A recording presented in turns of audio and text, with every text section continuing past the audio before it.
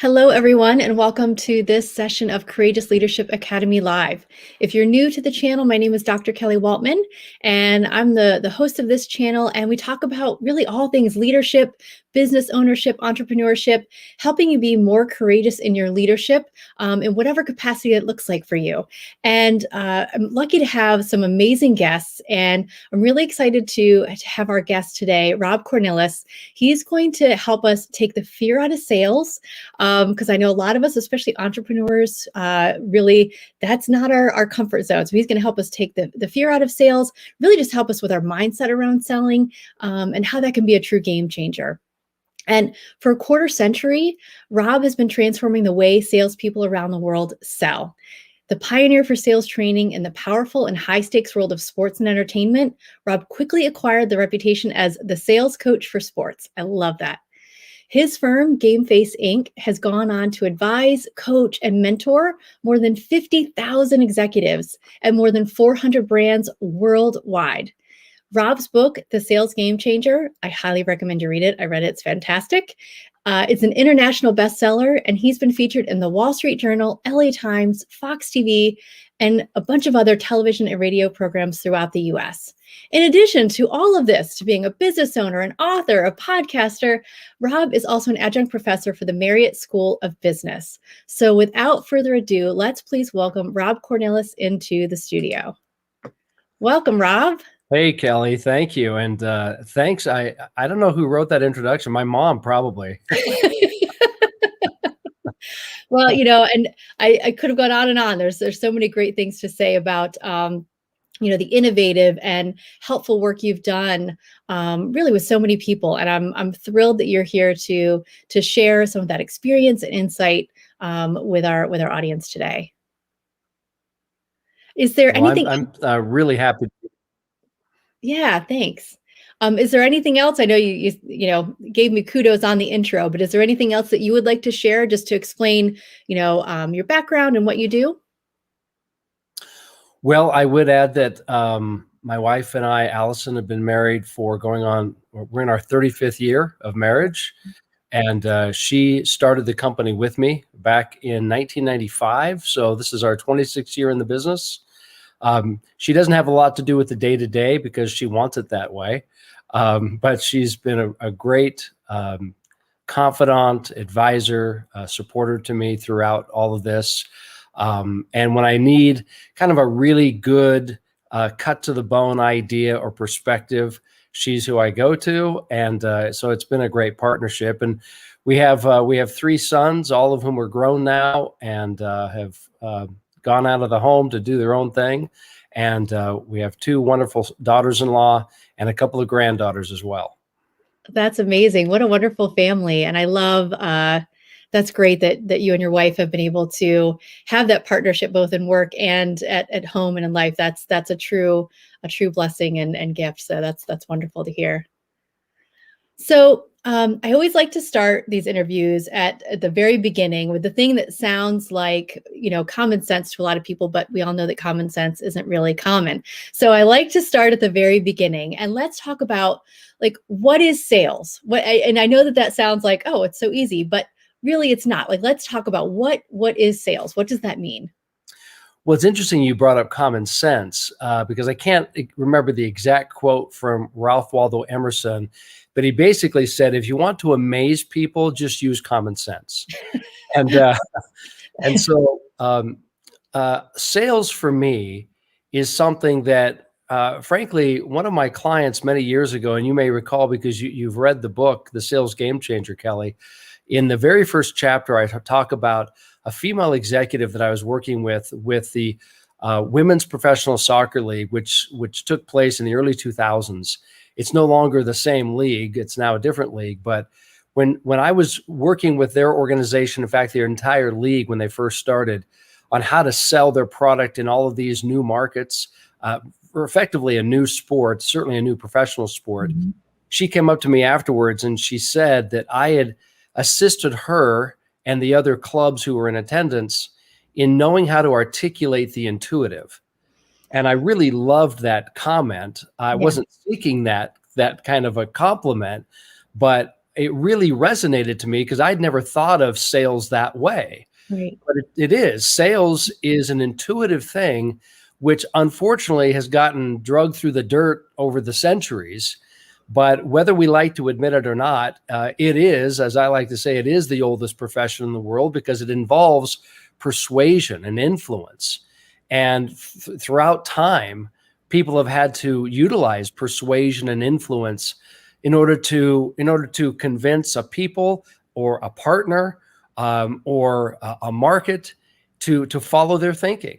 And Right. so selling is really just at its core, you throw away all the tricks and the gimmicks that people unfortunately layer on top of it. Selling really is just about how to more effectively communicate in such a way that people are influenced, they're persuaded by your good thinking, they're motivated, they're inspired, and certainly they're educated. So those for me is what I like to call the 5 synonyms of selling. And I'll say it again, it's motivating, inspiring, educating, persuading, and influencing.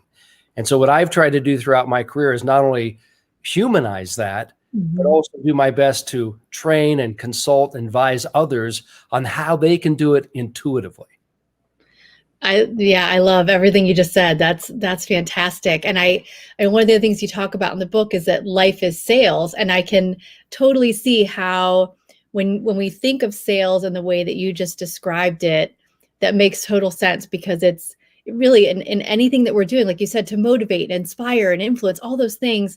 If that's what we're talking about with sales, we are doing that all day, every day, right? Yeah, we are. And unfortunately, we've kind of taken the lead of Hollywood. And when Hollywood depicts sales, they make it look like it's full of criminals and people who are imbeciles and they have nothing else to do. It's like they had to fall back into sales because nothing else was working for them.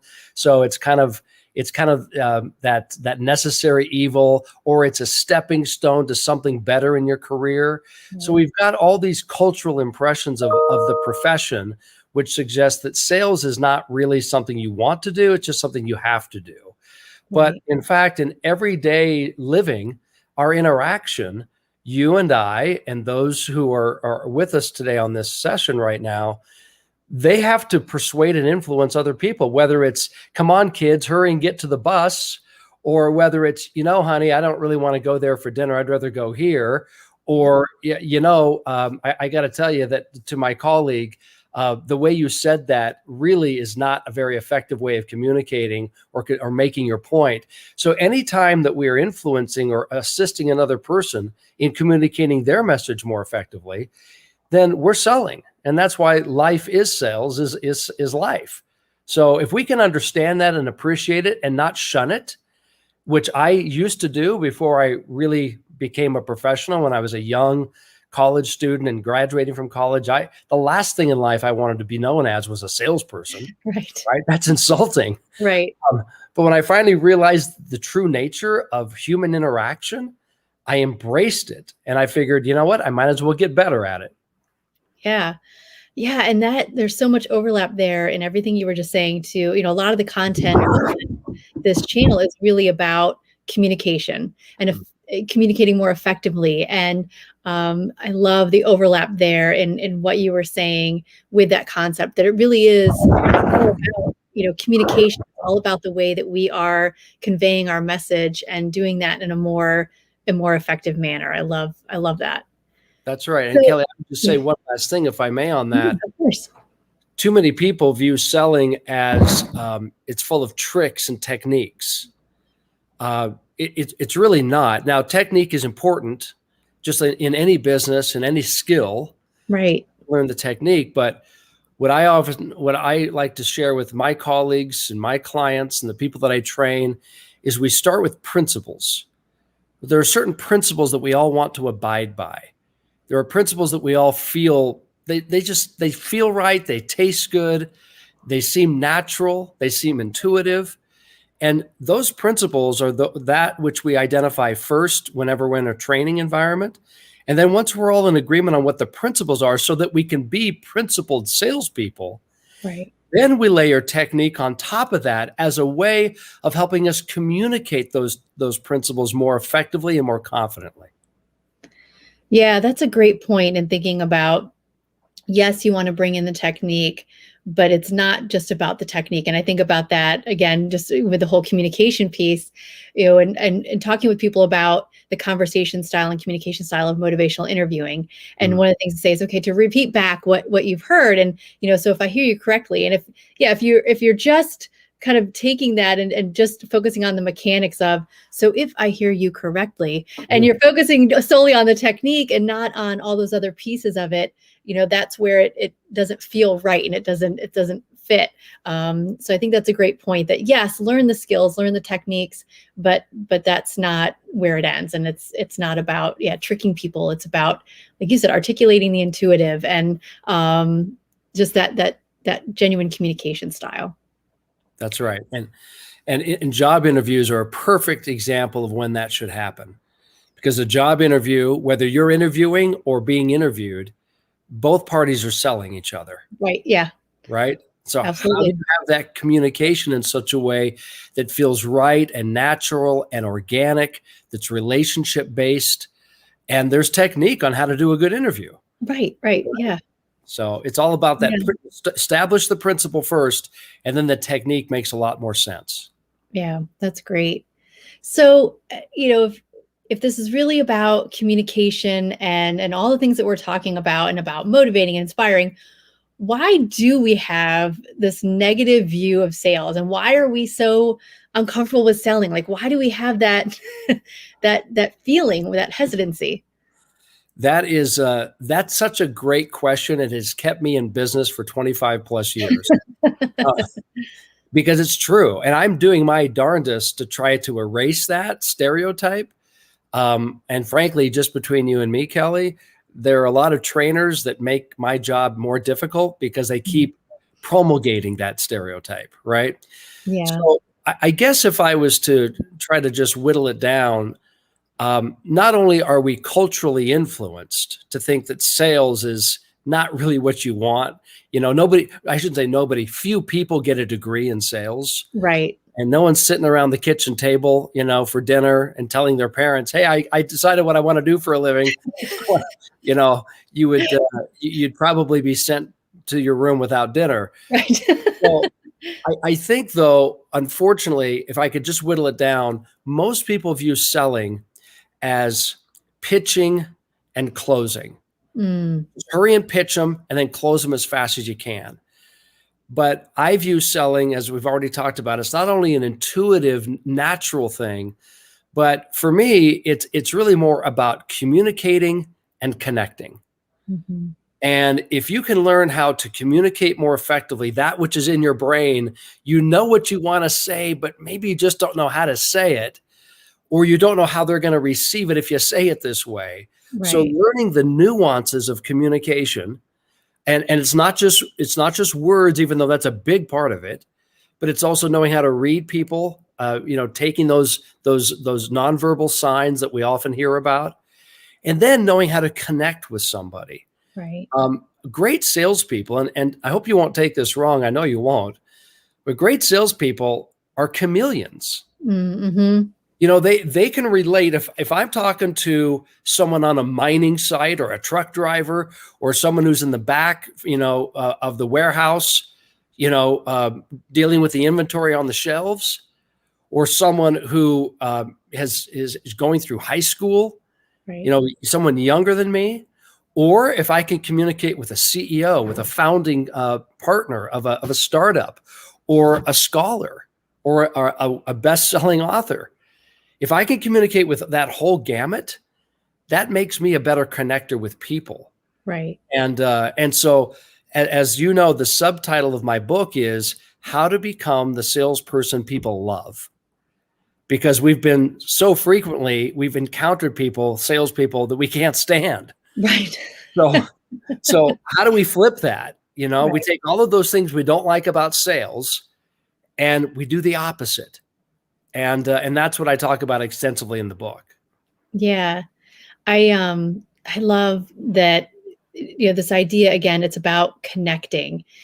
And I think, so often, like you said, we get worried about like the pitching and the closing, and we're not focusing on just genuinely connecting with someone. And I think we're so worried about their response and the potential outcome. And if we just focus on genuine connection and communicating, then you'll see where that goes. But if you're just focused on that outcome and you're not focused on connecting with somebody, then yeah, that's not going to come across as genuine. And I think, again, just circling it back to, because I think they think there's a lot of application here, both in terms of sales, but also general leadership.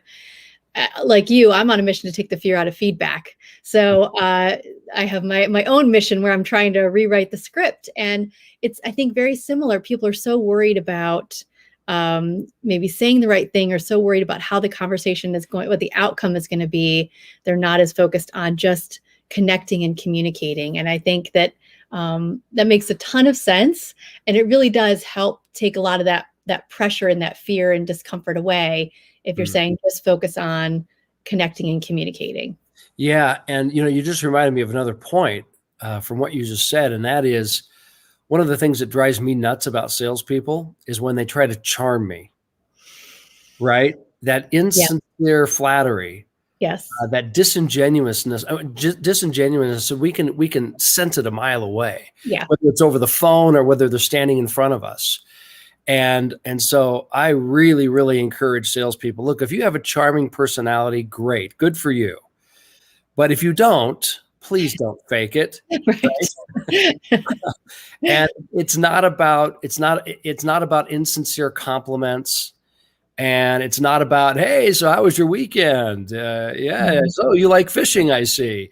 And all of these hollow questions and observations. I'm not saying that you can't have personal conversation and interaction, but it has to be born from something that's sincere and genuine. And you have to have in fact, I'll tell you this, Kelly, I'm going to interrupt myself because I just thought of a better idea. This is something that I've recently, I guess, realized about my own career. And it's only in the last 3 years that this has really bubbled up for me. And it's such now an important facet of my interaction with my clients. And that is that I have to find something about everybody I do business with or want to do business with. I have to find something about them that I love, really love. Now, it could be, I love the way they interact with their team, their internal team. I love the way they lead. I love the way they collaborate. I love the way they talk. I love the way they dress. I love the way they treat other people. Right. I love the way they represent their product. Right. I love their passion. I mean, you find something. It doesn't have to be everything. Right. But if you could, even on a cold call, if you can find something about that individual or what they represent that you just love, you think, man, that is so cool. That is so admirable. That's commendable. Then selling is going to be so much more enjoyable and sincere. Yeah. And it takes all of that trickery out of the equation. Yeah. Wow. I feel like we could just go on and on about this first part of this conversation. I know I have other questions that I want us to get to, but this is all so good. So let's shift gears a little bit though. And towards the beginning of the book, you talk about the concept of the revenue tree. Can you talk to us a little bit more about that? What does that mean? Yeah, thank you. And in fact, I got to just make an admission here since you brought that up, Kelly. You probably read our ebook version of the book. I did. Yes. Yeah. The print edition is coming out in a few short weeks. We intentionally put the ebook out first so that we could, just between you and me, so we could maybe make some improvements for the print version. Absolutely. Yeah. Because the print version, you can't really do over again. Right. One of those improvements we've made already is in the chapter that you're referencing about the revenue tree, which I'm really excited about. So the revenue tree is a concept that I've been sharing with my clients since day one of my business, since I launched Game Face. And what I'm trying to convey to every organization is we have to understand, no matter what you do, you have a sales-driven organization. Now, they may not be a comfortable thought to a lot of people. It's like, no. We're driven by creation and innovation and development. But I would say unless somebody sells it, either the idea or the actual product or the concept to a potential investor, that great idea is going to go to the grave with you. Yeah. So you have to be a sales-driven organization. Therefore, I like to look at every organization as though they're a tree, and that is a revenue tree, as we say. If you look at all aspects of a tree, if wherever you may be sitting, or if you're driving right now, which I hope you're not, but if you're watching this, just look outside a window if there's one close to you and gaze upon the tree across the street or out in the yard. And as I ask you to do that, chances are your eye goes up. Your eye is looking at the branches, the fruits, if there were any, depending on where you live right now, the leaves, again, if there are any right now this time of year. But your eye goes up. But what I would suggest is that the most important part of that tree is the trunk. Because the trunk is the support. The trunk is the foundation. The trunk is what holds up everything else that's beautiful. So what I say to my clients is this: your trunk of your revenue tree is your imperative product. There's something that you do. There's something that you represent. There's something you create or produce or manufacture that is your imperative. Without that, your company probably wouldn't exist. Right. So I ask people, what is your imperative product? Now, I'll give you a real quick example if I can share this. And Kelly, you know this because you read this chapter. When I first started learning how to sell, I was working for a professional sports team. It was a really bad one in Los Angeles back in the day called the LA Clippers. This is the early 90s. So for those who don't follow basketball, the Clippers stunk back in the early 1990s. And the trunk of their Clippers revenue tree is and was tickets. So we recognize that if we don't sell tickets, we're not going to sell anything else. For example, those other things are sponsorship, suites, merchandise, food and beverage, parking, and the list goes on. Right. All of those other revenue sources are what we call the revenue branches on the revenue tree. But you have to ask yourself, in order to sell those other things, what comes first? It's tickets. Mm-hmm. So tickets is that imperative product in the sports world. And now is a great example. I don't mean to get down the road of sports right now, but it's a great example in today's environment. If you turn on the TV to watch a sporting event, there's nobody in the stands effectively. Right. And that's why TV ratings are going down. Mm-hmm. It's because if no one's really watching locally, how much interest do I have 2,000 miles away? Right. And so we're seeing this, playing out. My prophecy has come true that tickets are the driver of that industry. So I'd ask your listeners and your audience, what's the driver of your industry? More specifically, what's the driver of your business? That's your trunk. You focus on that first, and then the branches above it, which are all those ancillary revenue sources, and recognize those will never be maximized if your trunk is unhealthy. Right. If your trunk isn't robust and solid and firm. And then the roots of that tree are the salespeople or the salesperson that makes the trunk grow. So that's in essence what the revenue tree is. Yeah, it's a great visual. And I'm a visual person, so I love that, having a literal visual, but you can also mentally picture that. I think it's a great visual that we can all relate to. And I also love that you mentioned in there, that some people, if they are in the more creative space or, depending on what their industry is or their business, they maybe are a little more hesitant to make it about the revenue and to focus on that revenue tree. But you're absolutely right. If you really are trying to have a business for yourself, no matter what it is, if you're not having that revenue stream, you really just have an expensive hobby. You don't have a business. So, being able to identify that.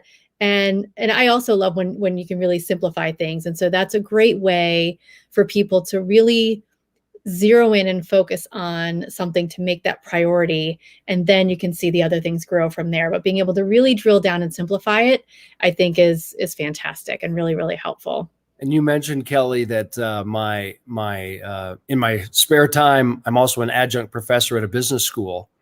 So I work with MBAs who are starting businesses or working for well-established companies. And this is one of the first lessons that we talk about in our semester, in the course, is what is your revenue tree? And more specifically, what's the trunk? What Yeah. is your imperative product? Don't get caught up in all the ancillary, the shiny objects. Don't let squirrel distract you. What is it? And sometimes they have a really hard time making that determination. Yeah. And so they may not have a say in what the trunk is of the tree of the company they work for. But if they can be true to what that trunk is and make sure that that is healthy, it's thriving, it's amazing how those ancillary revenue branches, how they begin to flourish and blossom. Yeah. And then we can't forget the roots. It's the salespeople, or as I said, even the salesperson. And roots need watering. They need nourishment. They need sunlight. They need fertile soil. And if the sales team that you rely on is planted in parched, hard, dry soil, well, your trunk is going to suffer. And as a consequence, so will your branches. So that's why I really implore my clients and anyone listening to this, you have to ask yourself, how am I treating the roots of my tree? Am I giving them the resources? Am I giving them the environment they need to be strong and vibrant and healthy? And if I've got a poisonous root, that's potentially poisoning the tree, Yeah. am I ready to extract it? Right. Is it time to cut it off? Yeah. And, generally speaking, I would say, yes, you probably should have done it yesterday. Right. Yeah, I couldn't agree more. And that's in the work that I do. So much of what I do is trying to educate leaders, business owners, executives, that they really do need to focus on, as you call it, the soil, that organizational culture, that soil. Because as you said, if that is dry, if it's not nourished, that's going to affect the roots. And then you're going to have this ripple effect. Because I think sometimes there's this tendency to get so focused on the other things and lose focus on the roots and on the soil, and wonder why things aren't either going well or aren't going as well as they could be. And so really helping business owners understand the importance of that. I think I could not agree more. And I really appreciate that you have that as part of that revenue tree model. I think that's great. Well, you mentioned the soil. Can I just take that thought one step Please. further with you? Yeah, absolutely. Yeah. Thanks for bringing that up, because I talked about the roots. Yes, the soil is the culture. Right. The culture of your organization, the culture in which your tree will flourish. So when I talk about culture with an organization, in fact, I just spent time yesterday with a tech company talking about culture to all of their global leadership team. And this is something we're going to be doing with them for some time. But there are two ways that I look at culture, and specifically as it relates to the revenue tree. The first is the organizational culture. And what does culture mean? For me, culture means that 1 + 1 = 3. So if you have a bright culture, it means that you add up more than what you are. As an organization, you can produce more. And culture is not something, it's not just a soft skill full of personality and chemistry. Right. That's important, that's helpful, but culture can be taught, it can be learned, it can become a skill. And leaders of organizations need to develop that skill on how to developing culture. And it doesn't mean that, well, I'm the leader, I got to lead out on everything. The next layer of culture for me, when it comes to the organization, is helping leaders understand, kind of like viewing their world as a murmuration. Now, that's a word I doubt very many people have heard. So I'm going to be bold and explain what that means at the risk of sounding condescending.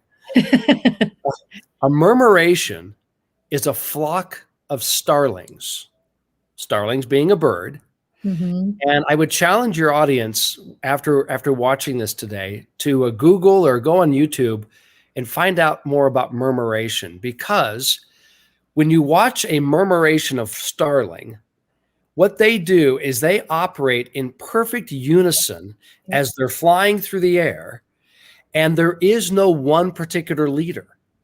They feed off a connection, off communication that they're making with one another, even in their brain, which is only the size of a grain of rice. Right. But they have learned to communicate and feed off signals and direction from one another. And they move in this perfect unison, and they can do it with great speed. Yep. And interestingly, Kelly, murmurations or flocks of starlings are created because they are trying to protect themselves and one another from an outside danger. Right. Most specifically, falcons and hawks. Right. That's how they form. It's a creation of protection, of defense. Right. So if an organization can create that kind of culture, we're all moving in unison.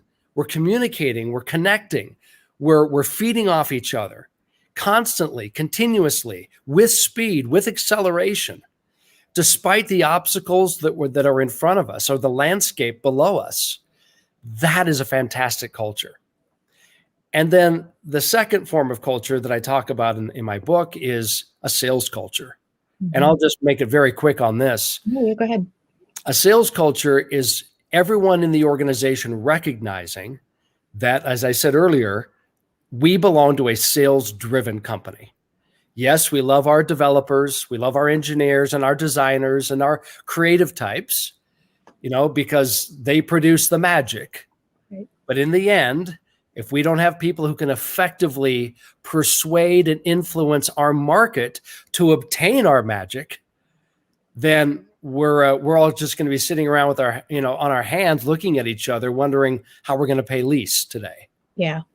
So building that sales culture from the owner, CEO, down to the person answering the phones or the person emptying the waste paper baskets at night, everybody has to understand that their function should drive, in one way or another, revenues. It's kind of like the old story about John F. Kennedy when he was touring NASA, and he saw a janitor, as they were called in the 60s. He saw a janitor pushing a mop at NASA. And as he's being escorted through the facilities, he sees this gentleman. He wants to stop and talk to this man. And he asks him, "So what do you do here?" And the man stopped mopping and he leaned himself against that mop and he said, "I helped to put a man on the moon." So he understood the culture of NASA. We're all working for that same goal, no matter our function or role. And a sales culture is an organization that's adopted that mentality as it relates to producing revenue. Yeah. Wow. That's really powerful. Just all of what you just said. I'd love to unpack all of that because that's all, it's all so, so powerful and so true. And I think, yes, when people feel not only just connected to the bigger picture, the why of a company and why they do what they do, but yes, if everybody understands that they're all part of that and that really everybody is technically a salesperson within that company in some capacity, whether that's your title or not, I think that's great. And yes, and having everybody so connected and so in tune with what's going on, with what one another is doing, not operating in those silos, but being like the starlings, where you're so in tune with what those around you are doing that it's this seamless progression together. I think that that's a fantastic way to conceptualize and explain that, and I wholeheartedly agree. Thank you, and great summary, seamless. I love that word. It really is. When you can belong to a seamless culture, yeah, you want to go to work every day, right? And you want to produce more for that company. That's why I say culture is 1 + 1 = 3. Yeah. That's the kind of culture we all want to belong to. Yeah. So, towards the end there, you were talking about, a sales culture, and obviously that's the main theme of our topic today. So I want to ask you something that's a little maybe counterintuitive for people who are watching this, but what does it mean to stop selling your product? Because that's what we would think we want to do, right? If we're salespeople, we want to sell our product. That's what we do. We're out to sell the product, sell the idea, sell whatever. So what does that mean to stop selling your product? Yes, and you're getting that term from my book. I just want I to be am. clear, right? So I have to take responsibility for that, and I'm going to right now. Yes. This goes back to the principles that I was referencing earlier, that we have to begin our sales career, our sales venture with understanding certain principles. And in fact, the first principle that Game Face espouses is what we call results-centered selling. And though we spend 2 hours covering this with a client, let me give you a real quick version of what I mean by that. Typically, a salesperson will go through training when they're hired. And I'm speaking if you belong to an enterprise and you're part of a big global sales team or a small team, they will probably through onboarding put you through what they call product training. And then they'll call it sales training, right? It's because now you're an expert in the product. Now go out and sell it. Go tell people about it. Right. So if that happens and when it happens, and it's all too often, what has the salesperson been trained to do? They've been trained to go out and blab about their product.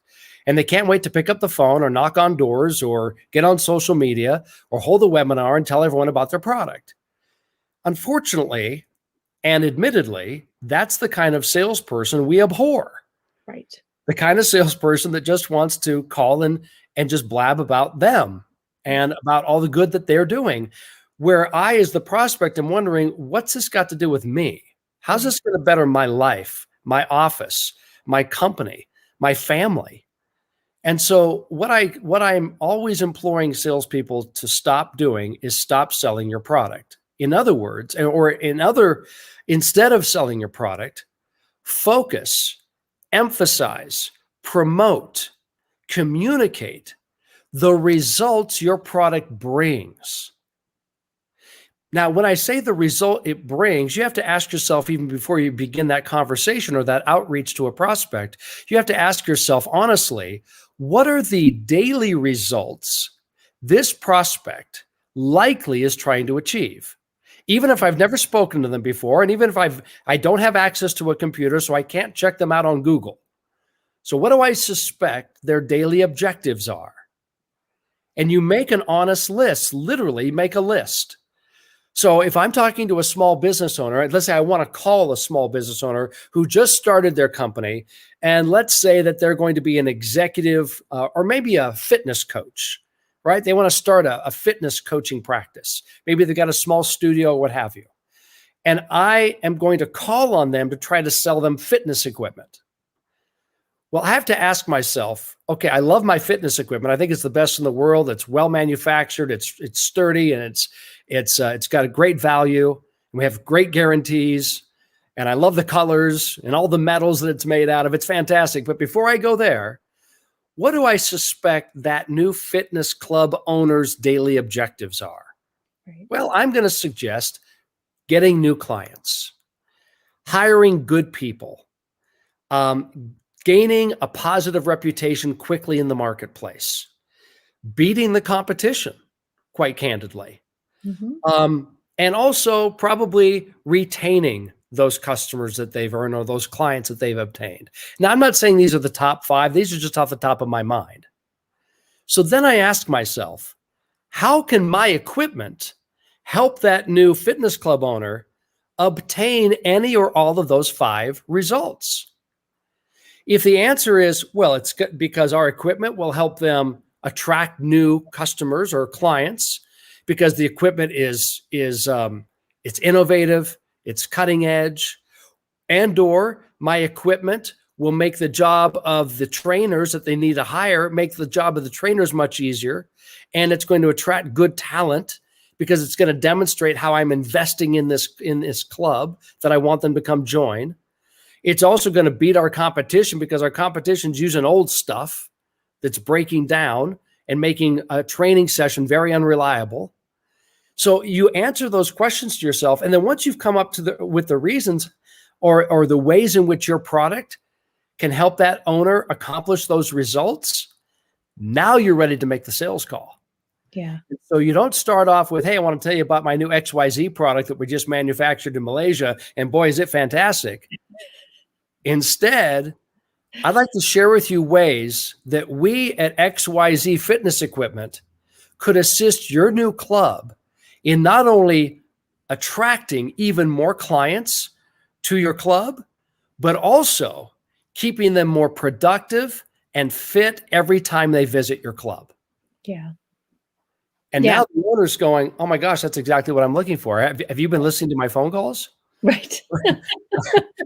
Right. Were you in our staff meeting this morning? That's Right. that's what my partner and I were talking about last night at 11 p.m. on the phone. Yeah. And now you've got their attention. And Yep. in fact, Kelly, and I'll say this is the last thing I'll say about it, unless you want to know more. But here's the last thing I'll say, which is after such an opening statement, that club owner now says to the salesperson, tell me more. Mm-hmm. And when they say, tell me more, I like to point out to people that rhymes with sell me more. Right. Yeah. So wouldn't it be awesome if every sales call began with an invitation to continue? Yeah. Yeah. I mean, and it's a palpable difference when even as you're before you kind of talk through the actual conversation, even as you're just describing, the way that you can think about, introducing that conversation, you could feel a difference, Mm. just picturing that. And then as you kind of like sort of role play that conversation, it really is a palpable difference.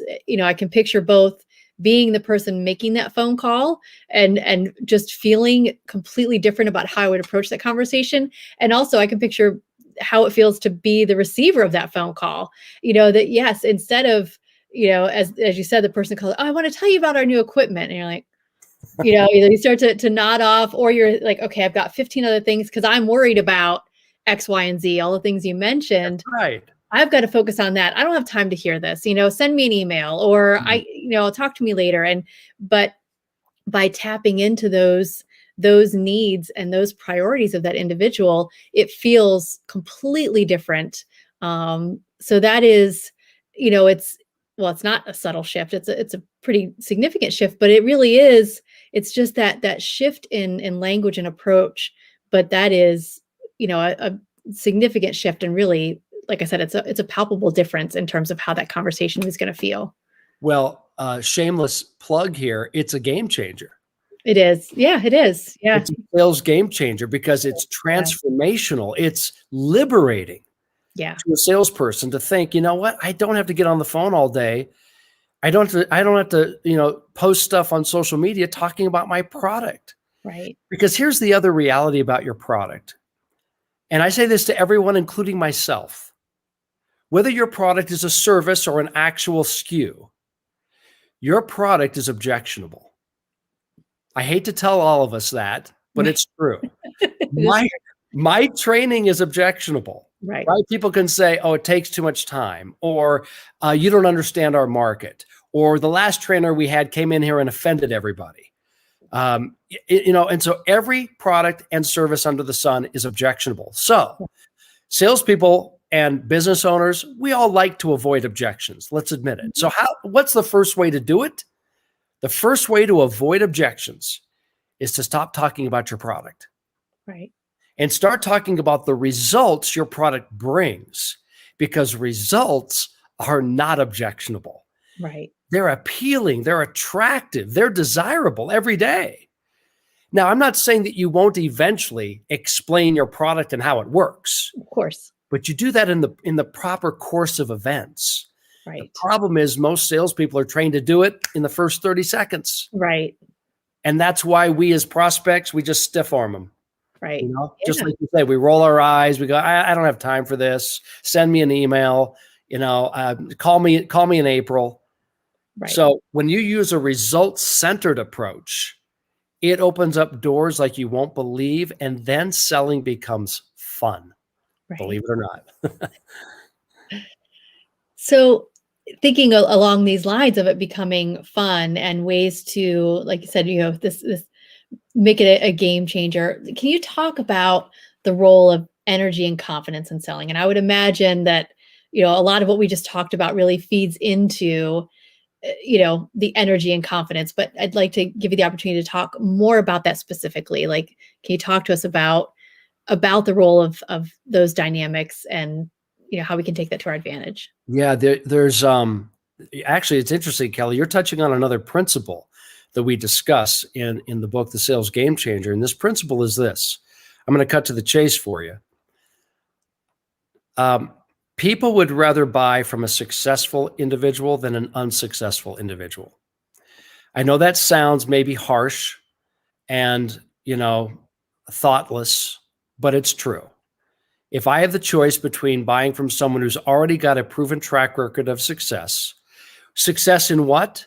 Success in producing results for others, then I'm much more likely to gravitate towards that individual or that brand than I am a company or a brand or a product where, in fact, the opposite appears to be the case. They're unsuccessful. Right. They're getting rejected day after day, right? Nobody's interested in their product. Nobody has confidence and trust in them. Therefore, what I must do as a salesperson, even if I'm starting anew, even if I'm launching a business, I have to convey success. Now, success does not mean cockiness or arrogance.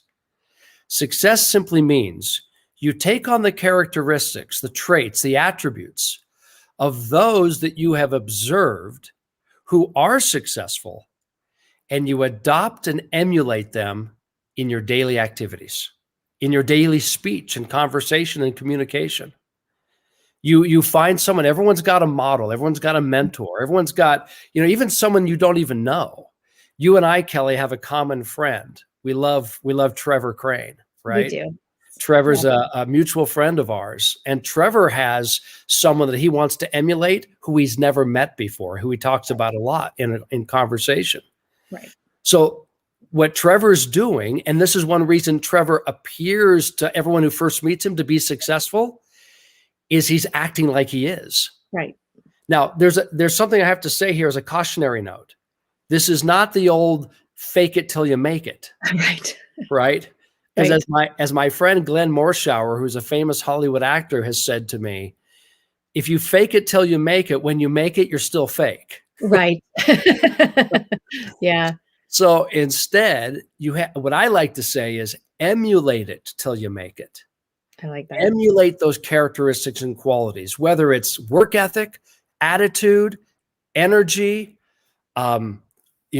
responsiveness, personality. Find those things that you like about other people that you feel have made them successful, and make those your own. And that's the kind of energy you want to bring to every conversation. And one last thing, since you brought it up, the word enthusiasm gets thrown around a lot when we talk about good salespeople. Oh, they're so enthusiastic. With all apologies to anybody who is really enthusiastic watching this right now, I value energy more than enthusiasm. I would agree with that. Yeah. Because enthusiasm could be faked. Right. You can't feign energy.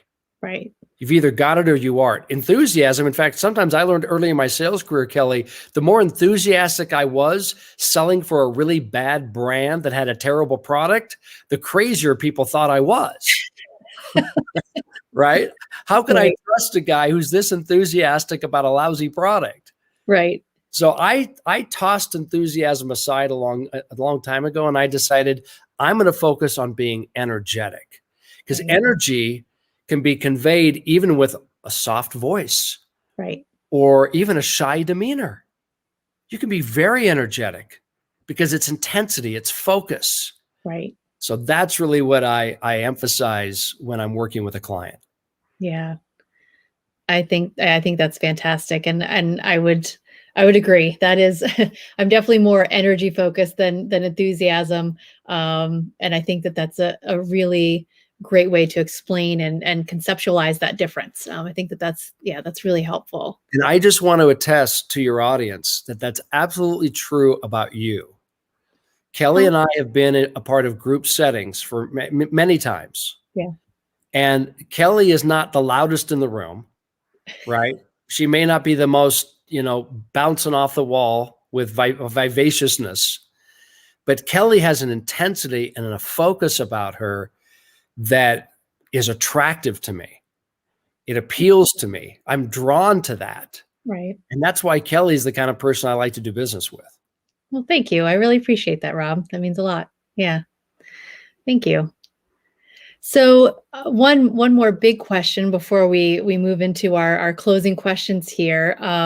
How important are relationships in sales? I can imagine that we've talked about communication, connection, we've talked about energy, all of these things and culture. So it would seem to me that relationships would be important, but I want to hear from you. How important are relationships in sales? Well, another very, very important question. So thank you for asking that. Let me explain how I feel about that by suggesting a term that salespeople have been taught to use. In fact, we all use it, whether we view ourselves as salespeople or not, which I think we have to dispel and discard. The term is closing. Mm, Close the client, close the customer. Did you close that prospect? Hey, you need to close at a higher rate. I wish you could close a little faster. So sales managers, sales leaders are always telling the people to close. And sometimes I get calls from organizations saying, "Hey, can you come in and teach our people 101 ways to close a sale?" Because that's the part that they're having the hardest trouble with, right. right? The most difficulty with. And I shouldn't make this public, but when I hear that, I just kind of quietly smile and recognize that's probably not the reason your people are struggling. Right. The reason they're struggling is because they view sales as a transaction rather than a relationship. Right. And so you've taught them, and I say this, you meaning the sales leader, you've taught them probably accidentally to view the acquisition of a new client as the close of a sale. But in fact, let's change our thinking. Again, let's flip it. And now let's view it as the opening of a relationship. So at Game Face, we don't use the word close, how to close a sale. You won't find it in our materials. You won't find it in the Sales Game Changer book. What you will find is how to open the relationship. And so that to me is a testament of my belief in what you said, that it is about relationships. And long time ago, I thought maybe I ought to make that the title of my book, right? The Relationship Seller. But I thought, well, maybe that's being used a lot. So I moved on to another title idea. But yes, in the end, people will buy from us because they trust us, because they like us, they believe us, and they believe in us. And here is something else just as important. They will renew their relationship with us because they feel like they have a relationship now. And they trust that we have their results in mind. So result-centered selling is not just a fancy way of starting a call. It's a great way of retaining the relationship and retaining and renewing the business, always staying focused on the results. And I would add, it's incumbent upon us as salespeople to check in with our clients and customers periodically to find out if the results that they once had, which caused them to initially do business with me, if those results are evolving. Are Right. they changing? It's almost always yes, because life changes. Right. The economy changes. Our personnel changes. Our product is changing. So I'm always coming back and saying, what are the results you want this month? What Right. are some of the priorities you want this month? What are the key objectives for this half of the year? And that's what a relationship salesperson is just totally focused on and committed to doing. It's interesting because as you're saying, the terminology, the traditional terminology is close the sale. And it is so intriguing to think that that was the terminology because as you said, you really want to open the relationship, open the door to that relationship. And the reason I find that so interesting that that's the traditional terminology is I don't know any business owner who wants, well, I mean, I guess there might be something, but most businesses, they want that customer to keep coming back.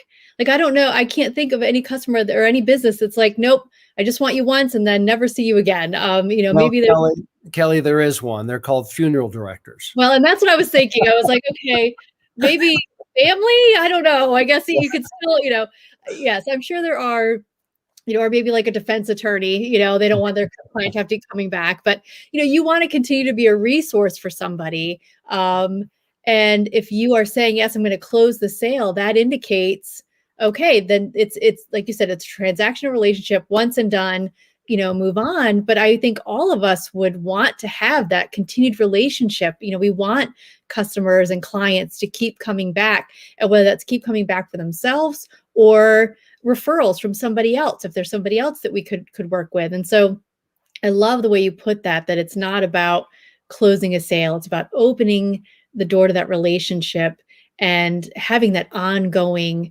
connection with someone. That really is, again, I know, I think you ended up and landed with the perfect title, Game Changer, because once again, that really is a game changer in the way that we conceptualize and do selling with our products and services. Yeah, look at selling. If your audience will excuse this comparison, but look at selling like dating.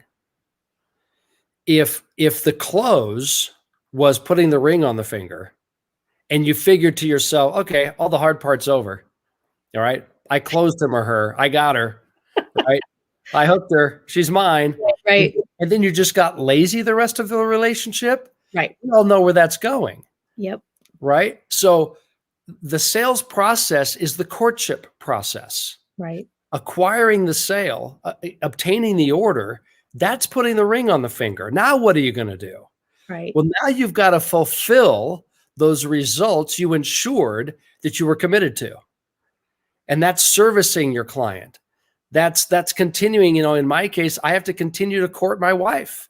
Right. Because if I don't, the relationship's going to grow stale, and it's going to lead to some difficulties. So it's not over just because you got the order or the credit card number, just because the product arrived, just because the installation occurred. So all of those things have to be considered. And so there's so many similarities between our daily lives, how we interact with people, and our professional lives. Right. And that's why The Sales Game Changer is a good book for anybody, no matter what they do. Right. Yeah. And I can attest to that. Because like we, circling back to the very beginning of the conversation where we said that life is sales, and everything we do throughout our day, we are selling something to someone, whether it's, eat your vegetables to your child, or or trying to actually, make a sale in business. Everything that we're doing, we are effectively selling something. And, I think that's a great way to think about that. So we are at time here, which is so hard to believe. The time flies when you're having amazing conversation. But I would like to ask, are there any other key don'ts and or do's that you would like to share with people? Yes, the do's and don'ts list. Well, yeah, let me give you a rapid fire here, because I know that we're coming up against the hour. Here are some don'ts. Don't use stereotypical sales words such as opportunity. Hey, I've got a great opportunity. I'd like to introduce you to a great opportunity. I think this is a great opportunity for your business. Opportunity is a nice word when it first began decades ago, but I'll blame our parents and our grandparents on this. Over the years, it's gotten beat up and drugged through the dirt and through the trash, and it's so stereotypically sales. Yes. I like to use words like, I'd like to introduce you to a way, to a means, to a new resource, to a tool, even to an avenue, to a vehicle that will drive the results you're looking for. Introduce you to a chance to do something very unique for your clients. So when you use any of those words other than opportunity, it sounds intriguing, it sounds fresh. Another don't is starting off a sales call with this. Hi, Kelly, this is Rob Cornilles. How are you today? How are you today? You see my big cheesy grin, Kelly? Yep. Okay. Now, people may be thinking, what's wrong with how are you today? I'm just being nice. I'm being courteous. Well, the problem with it is that every salesperson under the sun uses it. Right. And we know how we feel about salespeople. Right. So when you use it, you inadvertently are guilty by association. Oh, you must be a stereotypical salesperson. Right. So don't ask a stranger how they're doing on the phone, because the only people who do that over the phone are attorneys and bill collectors. Right. So instead, what I would recommend is, here's a do. Instead of how are you today? How about, hi, Kelly, this is Rob Cornilles. I hope you're well today. small change, just a little tweak, a little turn of the knob. And it doesn't sound like a cheesy sales line, like I'm trying to butter you up for a conversation. Right. And it doesn't potentially lead to you coming back with the answer to the question of how are you today? Not well. What do you want? Right. Well, that's what I was thinking. Yeah. Yeah. So now Yeah. I've painted myself into a corner. Now what am I going to do? Just ignore it and go, oh, okay. Well, that stinks to be you. Let me tell you why I'm calling. I have an opportunity for you to turn your day around. Exactly. Exactly. So if I just say, hi, Kelly, this is Rob Cornilles. I hope you're well. The reason I'm calling, and I just keep going with a results-centered approach. Mm-hmm. Another do would be when you hear an objection, don't get defensive. Don't think that you have to now engage in a successful debate to win a new client. Instead, view every objection as a positive sign of something about that prospect. Here's what I mean. When someone says to me, you know what, we already have a vendor we use, we're very comfortable with them, we probably would not want to switch out right now. Kelly, what's the positive that I just said about my relationship with that other vendor? What did I just say about myself when I said, we have another vendor that we're very comfortable with and we don't see a reason of switching out right now? I just told you I'm loyal. Right. So what I would do if I got that objection, rather than go, oh yeah, well, nuh-uh.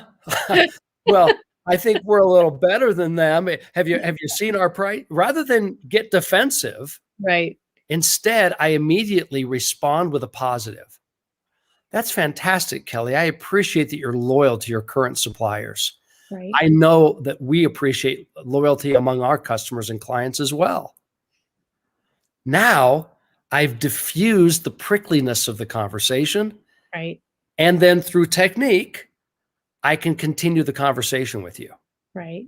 So that's a real quick do. Stop getting defensive. Think that you have to out debate them. Instead, immediately identify what's the positive about them. They just indicated, even subliminally, through the statement they just gave me, through the objection they just threw at me. And then state that positive back to them, and they'll be amazed that you're not argumentative, you're agreeable. Yeah. That's great advice. Yeah. And again, a subtle shift, but really, really powerful. And yeah, I think those are fantastic don'ts and do's. Thank you for a great list. So I will make sure in the video description that we have the links to your website and podcast and book. But if you just want to tell people very generally, where's the best place to find you, Rob? Well, if they'd like to get a copy of the book, it's certainly available on Amazon. You can learn more about it, however, by going to thesalesgamechangerbook.com. Thesalesgamechangerbook.com. Right now, it's available on Kindle. As I mentioned earlier, the print version is coming out in a few weeks, which will be with some improvements from the Kindle version. And then if you'd like to learn more about Game Face, the company and what we do, how we engage in sales training and leadership training and culture training, go to Game Face Inc.com. There's plenty of information there that you can absorb, take in, and then through that site, you can reach out to us. I'd love to visit with you. And if you do reach out to us, make sure that you came to us because of Kelly. And that will be a little cue for me to call you back sooner. Well, Rob, thank you so much. This was just really, really helpful conversation. Lots of great information. I know this was helpful for me, even though I've read the book and took a ton of great information from there, and I highly recommend people read it. I still learned more again today. So thank you for that, and just thank you for taking the time with us. I really appreciate it. Thank you, Kelly. It's been a pleasure, and thanks for the great conversation. Yeah. And thank you everyone for watching, and we'll see you again soon. Have a great day, everyone.